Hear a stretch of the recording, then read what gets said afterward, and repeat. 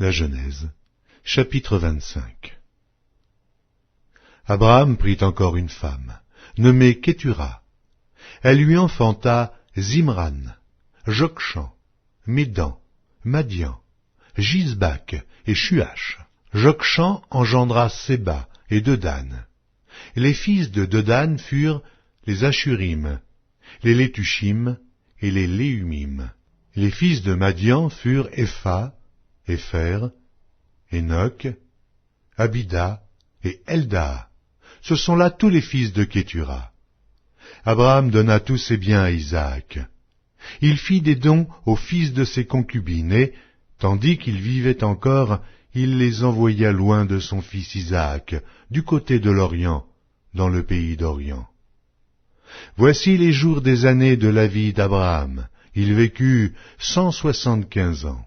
Abraham expira et mourut après une heureuse vieillesse, âgé et rassasié de jours, et il fut recueilli auprès de son peuple.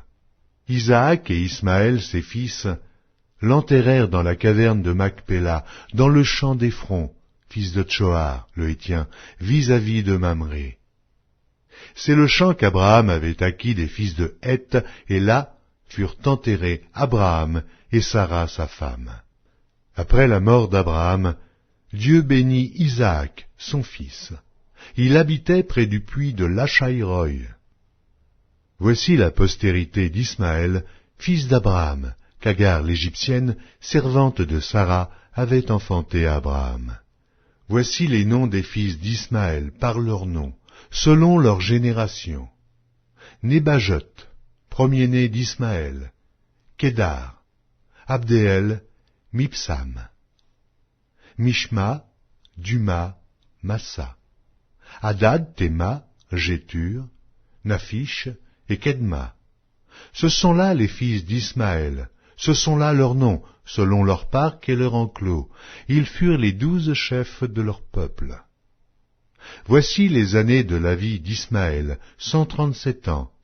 Il expira et mourut, et il fut recueilli auprès de son peuple. Ses fils habitèrent depuis Havila jusqu'à Chour, qui est en face de l'Égypte, en allant vers la Syrie. Il s'établit en présence de tous ses frères. Voici la postérité d'Isaac, fils d'Abraham. Abraham engendra Isaac. Isaac était âgé de 40 ans, quand il prit pour femme Rebecca, fille de Bethuel, l'Araméen, de Padam Aram, et sœur de Laban, l'Araméen.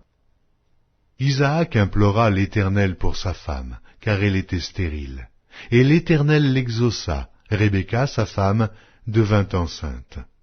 Les enfants se heurtaient dans son sein, et elle dit, « S'il en est ainsi, pourquoi suis-je enceinte ?» Elle alla consulter l'Éternel.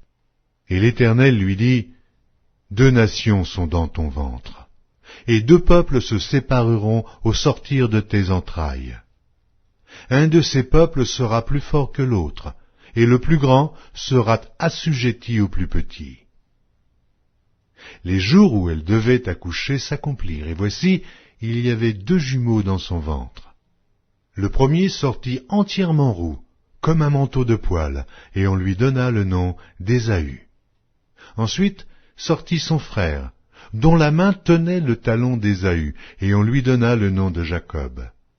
Isaac était âgé de 60 ans lorsqu'ils naquirent. Ses enfants grandirent. Ésaü devint un habile chasseur, un homme des champs, mais Jacob fut un homme tranquille, qui restait sous les tentes. Isaac aimait Ésaü parce qu'il mangeait du gibier, et Rebecca aimait Jacob. Comme Jacob faisait cuire un potage, Ésaü revint des champs accablé de fatigue. Et Ésaü dit à Jacob, « Laisse-moi, je te prie, manger de ce roux-là, car je suis fatigué. » C'est pour cela qu'on a donné à Ésaü le nom d'Édom.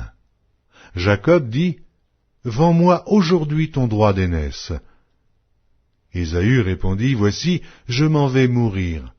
À quoi me sert ce droit d'aînesse ?» Et Jacob dit, « Jure-le-moi d'abord. » Il le lui jura, et il vendit son droit d'aînesse à Jacob. Alors Jacob donna à Ésaü du pain et du potage de lentilles. Il mangea et but, puis se leva et s'en alla. C'est ainsi qu'Ésaü méprisa le droit d'aînesse.